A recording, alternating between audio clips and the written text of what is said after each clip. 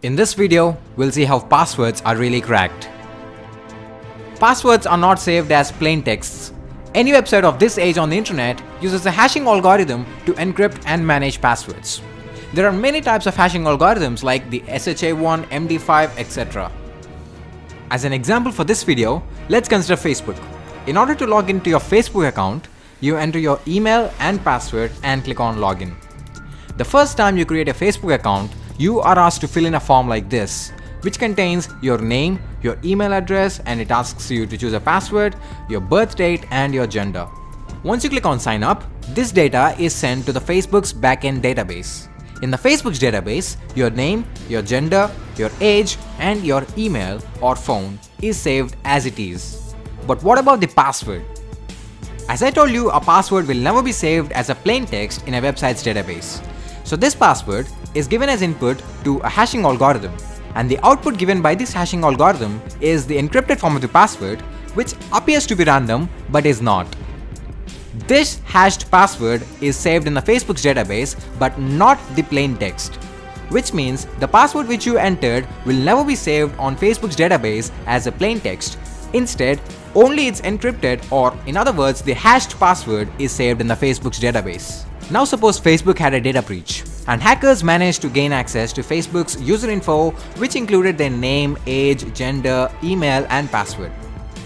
Though hackers have this information, they will not be able to log into any specific user account because the password is encrypted. If the hacker tries to log into any specific user account with the hashed password, he will not be provided access. He only needs to enter the password, which is in the plain text form. So what do the hacker do now? Intuitively, the only possible way is to reverse the hash into its plain text form. But this is highly impossible because a hash is a one-way function, and the plain text form of a hash cannot be obtained from the hash itself. That is how hashing algorithms are designed. So what now? This is when the strength of the password comes into the play. If you are using a common password like test123456, which I used earlier to sign up for Facebook, then the hacker will easily able to know the plain text form of your password from the hash string. There is something known as rainbow tables.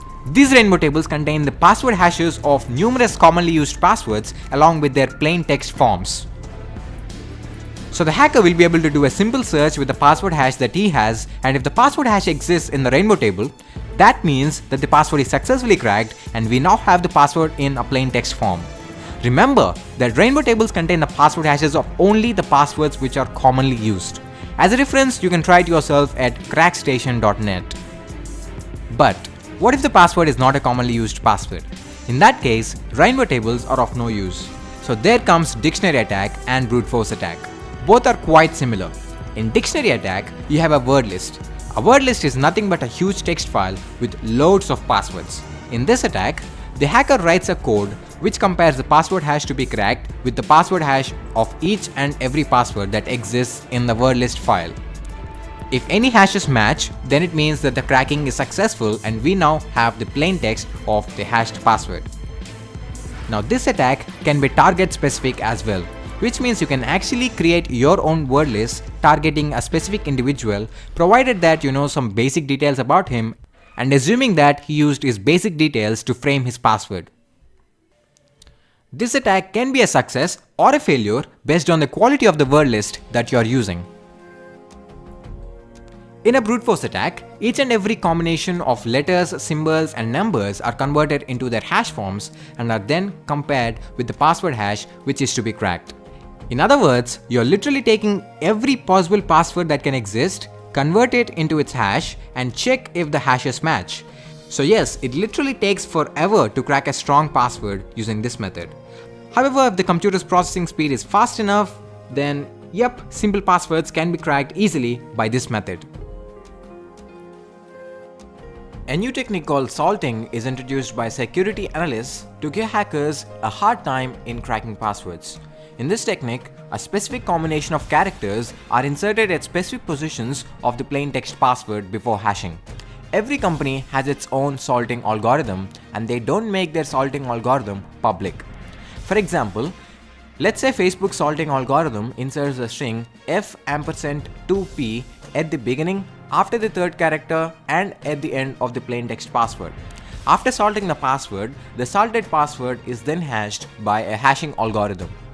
So, when a salt is used, rainbow tables are of no use even if the password to be cracked is a weak and commonly used password, because the hash of the password without salting do not match the hash of the password which is salted.